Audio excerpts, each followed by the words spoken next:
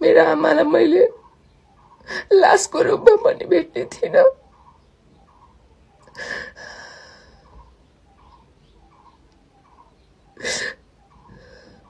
तर पनि तपाईहरुले मेरो आमा मरेर गएको मेरो आमालाई जुन रूपमा म चाहिँ सरिता तिवारीको छोरी जो हालसालै अनिल डंगोलद्वारा विभत्स रूपमा मारिएकी छिन्। मेरी आमाको बारेमा अहिले धेरै नराम्रा कुराहरू लेखेर पोस्ट गर्ने मैले धेरै चाहिँ महिला नै देखेँ र महिला भएर कसरी अरूलाई चाहिँ नराम्रो देखाएर आफू चाहिँ राम्रो महिला बन्न सकिन्छ, अरूको चरित्रमा चाहिँ दाग लाएर कसरी आफू चाहिँ एकदमै चोखो सत्य सावित्री बन्न सकिन्छ भन्ने महिलाहरूलाई र अपराधीहरू लुकाउनका लागि मेरो आमाको चरित्रमा दाग लाउने सबै मिडियाहरूलाई र ती अपराधीहरूलाई मेरो तर्फबाट केही कुरा भन्न चाहन्छु। मेरो आमाले जिन्दगीमा गरेको दुःख, जिन्दगीमा गरेको परिश्रम, मेहनतले आज मेरो आमाको आफ्नै घर छ। मेरो आमालाई कुनै कुराको कमी छैन।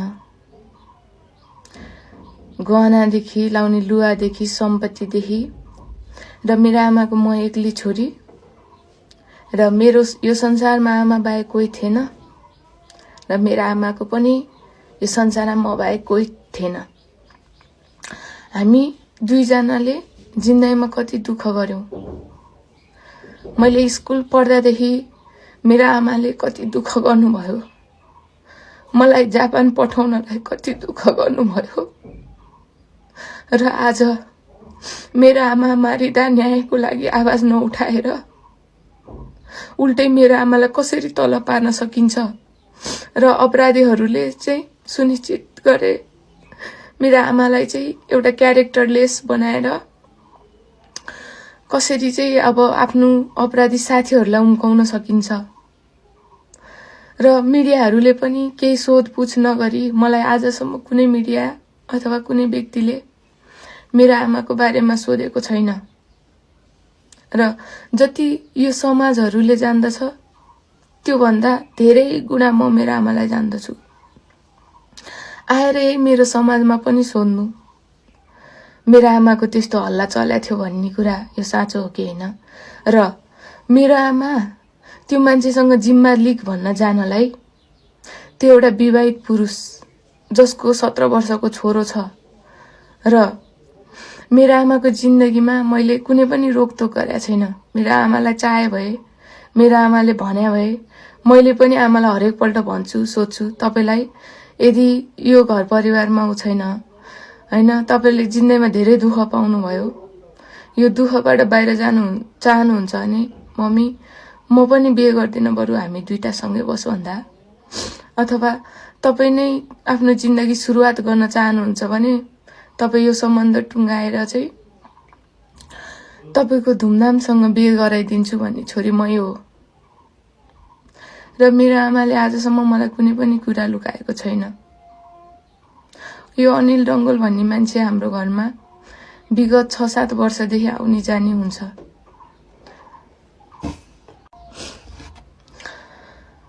र चिन्जानको मान्छे हाम्रो घर यही जितपुर भयो भने उसको घर टोखा, उसको घर परिवार सपरिवार टोखामा बस्छन् र एउटा विश्वासिलो पात्र नजिकको मान्छे भन्ने रूपमा विश्वासिलो पात्रको रूपमा उ थियो। मैले पहिलेदेखि अब भिडियो कल घरतिर गर्दा बाउ आमा साथी बाउको साथीहरू सबैजना एकै ठाउँमा बसेर त्यहाँ खाइरहेको हुने, मेरो मम्मीले चिया पकाएर दिया हुने, चाडपर्व आयो भने उसले दाई भाउजू मेरो दिदी जस्तो भनेर पाउरोटी चाक्कु लड्डुहरू चाडपर्वमा बोकेर आउने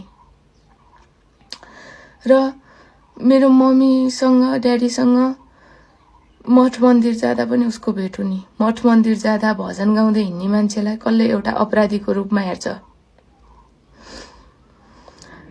र मेरो आमालाई यसरी सबै कुराले पुगेको थियो। जिन्दगीमा यति दुःख गरेर यो ठाउँमा आइपुगेर मेरो त एउटा जिन्दगीमा लक्ष्य थियो आमालाई नै सुख दिने, र आज सुखका दिनहरू हमलामा गर्न नपाउँदै मेरो आमाले जुन रूपमा मारिनु पर्यो त्यही रूपमा तपाईहरूको आमा र तपाईँ मेरो अवस्थामा आउन नपरोस्।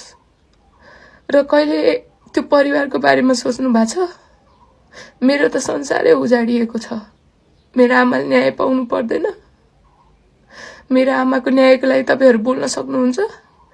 मेरो आमा 11 दिन हराउँदा मैले सहयोग कति मागे, मिडियादेखि लिएर पुलिससँग सबैसँग कति सहयोग मागे, तर मेरो आमा खोज्नलाई म लगायत मेरो मामा र दाइहरू सबै आफू नहिँडेको भए आज मेरो आमाको यो अवस्था पनि भेटिने थिएन। मेरो आमालाई मैले लासको रूपमा पनि भेट्ने थिइनँ।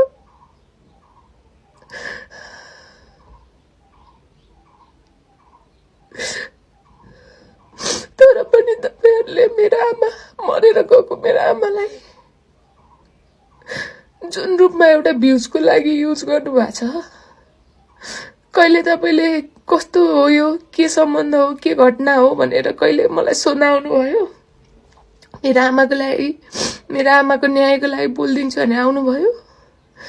मेरो आमालाई खोजिदिन्छु भनेर आउनुभयो? म एक्लै पानीमा रुच्दै भिज्दै मेरो आमाको लागि भनेर म क्यामेराहरू खोज्दै, सीसी क्यामेरा कहाँ छ भने खोज्दै, पुलिसको पनि त्यति सपोर्ट थिएन। हामी 4 जना, मेरो मामा, म, मेरो ठुलममको छोरा, हामी 4 जना हरेक दिन पानी पर्थ्यो। मलाई मेरो आमा कुन अवस्थामा होला भनेर कति चिन्ता हुन्थ्यो।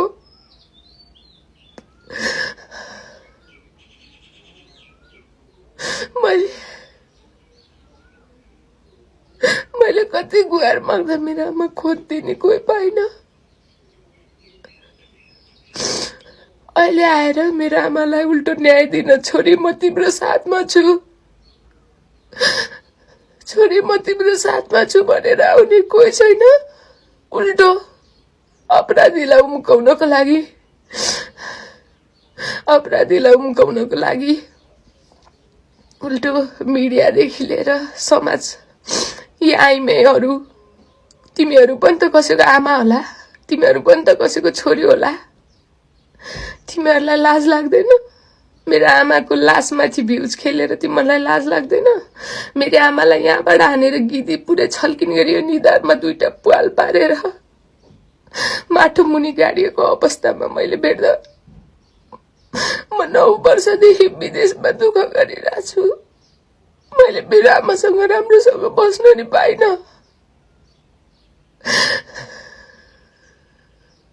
मेरो आमालाई कुनै रोकटोक थिएन मबाट। मेरो आमाले मलाई बिहान उठेदेखि बेलुकासम्मको सबै कुरा भनिदिए।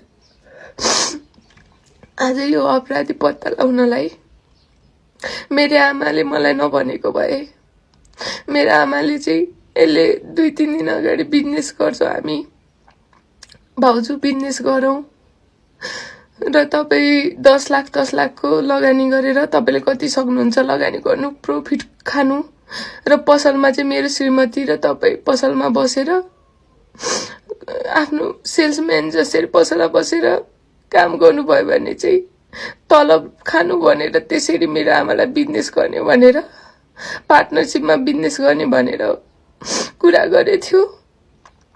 र त्यो दिन पनि त्यस्तै कुरामा बोलाएर अब बिजनेस गर्ने भनेर मेरो आमालाई त्यसरी लगेर मार्यो। मार्ने पनि के कारण थियो?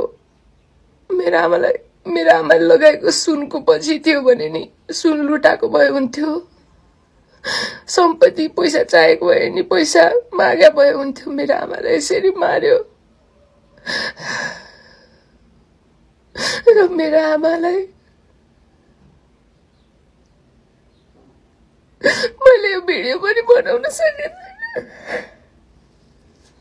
मलाई धेरैजनाले भिडियो बनाऊ भने मैले यो भिडियो पनि बनाउन सकेको थिइनँ।